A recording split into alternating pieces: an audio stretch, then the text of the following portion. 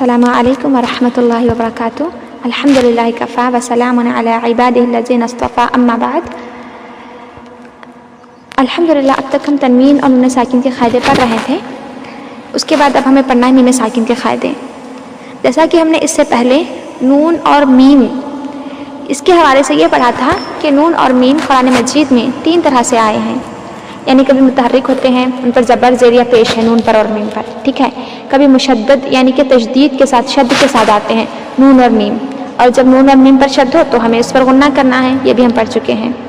اور تیسری حالت ہے نون اور میم پر سکون یعنی کہ جزم آتا ہے، تو نون پر جزم آنے سے اس کے جو قاعدے بنتے ہیں ادغام، اقلاب، اظہار اور اخفاء، یہ ہم نے پڑھ لیے ہیں۔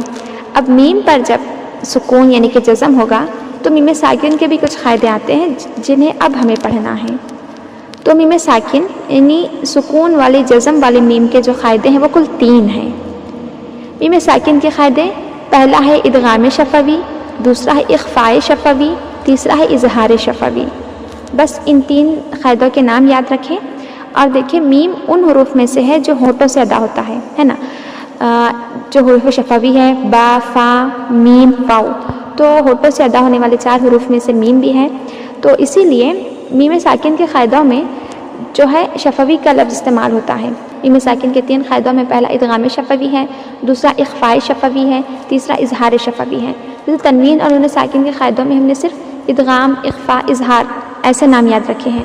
ادغام کا قاعدہ ہو رہا ہے، اظہار کا، اخفاء کا، تو ہمیں یاد رہنا چاہیے کہ یہ تنوین اور نون ساکن کے قاعدے ہیں، لیکن جب ان کے ساتھ ادغام شفوی، اظہار شفوی، لفظ شفوی کا بھی اضافہ ہو جائے تو سمجھنا چاہیے کہ یہ جو ہے میم ساکن کے قاعدے ہیں۔ تو یہ تھوڑا سا ہلکا سا فرق ہے، ان کو ذہن نشین کریں، پھر ایک ایک قاعدے کی تعریف اور اس کے حروف اور اس کی مثالیں وغیرہ انشاءاللہ اگلے بحث میں آپ کو بتائی جائیں گی۔ بارک اللہ فیکم۔